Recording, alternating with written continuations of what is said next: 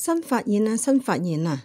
大家知唔知道喺港島灣仔區軒尼詩道一向都係車水馬龍嘅大道，人流好多㗎嘛，遊客亦都有唔少喎。咁喺嗰度咧有好多店鋪，特別係食肆多添。